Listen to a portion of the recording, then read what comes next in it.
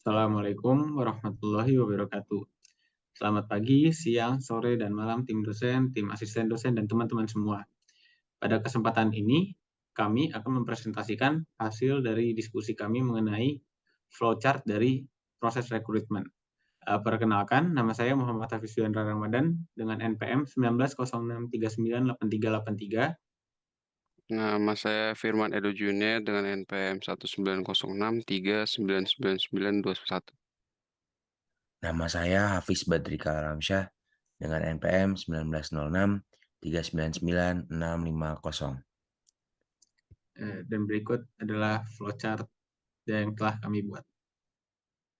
Untuk step pertama adalah menurut kami adalah kita perlu untuk menganalisis kebutuhan SDM di perusahaan yang akan merekrut. Lalu yang kedua, setelah kita sudah menganalisis ini, kita akan menuliskan deskripsi job yang dibutuhkan. Lalu setelah itu kita menentukan klasifikasi apa saja yang dibutuhkan. Setelah itu, dari sini kami menentukan apakah rekrutmen ini untuk pegawai tetap atau bukan. Kalau tidak, kita akan melakukan pegawai kontrak. Kalau iya, kami akan melakukan posting job tersebut. Setelah melakukan posting job tersebut, maka akan terdapat beberapa rekrutmen. Dari situ kami akan melakukan pemeriksaan resume terlebih dahulu. Jika dari pemeriksaan resume tersebut cocok, maka akan lanjut ke proses selanjutnya. Namun jika tidak, akan melakukan pengembangan strategi rekrutmen. Setelah mengembangkan itu, kami akan melakukan proses periklanan dan mengumpulkan resume kandidat kembali. Dari proses tersebut akan kembali dilakukan pemeriksaan resume dan menentukan apakah kandidat tersebut cocok atau tidak. Selanjutnya akan dilanjutkan oleh teman saya. Ya, jadi setelah mengecek apakah kandidat tersebut cocok atau tidak, jika memang cocok, maka akan lanjut untuk mengatur jadwal untuk melakukan wawancara terhadap kandidat. Eh, un- Jika jadwal sudah terbuat, maka selanjutnya akan dilakukan interview pertama bersama HR. Dan jika interview sudah berjalan, maka proses selanjutnya itu proses tanya jawab atau diskusi. Untuk tanya jawab dan diskusi, jika kandidat tersebut memang cocok, maka akan dilakukan interview kedua bersama dengan user. Eh, dan setelah melakukan interview yang kedua bersama user, tahap selanjutnya itu proses tanya jawab atau diskusi kembali untuk menentukan bahwa apakah kandidat tersebut memenuhi syarat atau tidak. Dan jika eh, memenuhi syarat, maka akan lanjut untuk menentukan kandidat. Dan selanjutnya akan dijelaskan oleh teman saya.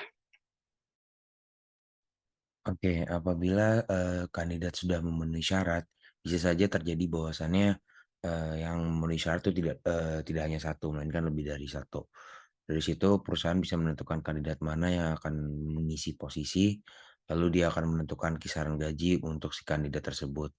Lalu dia akan memberikan tawaran pekerjaan kepada calon kandidat.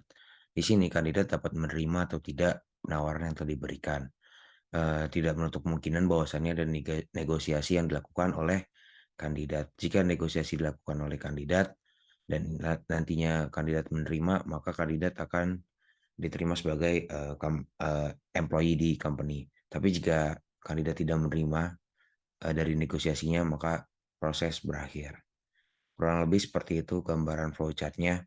Di sini akan coba kami berikan salah satu contoh bagaimana perusahaan melakukan posting job terkait satu pekerjaan. Di sini ada lead product manager dari OVO. Dapat dilihat ada detail tentang OVO-nya, apa yang akan dilakukan, apa yang dibutuhkan, serta beberapa field yang harus diisikan. Di sini juga diminta resume dan informasi lainnya.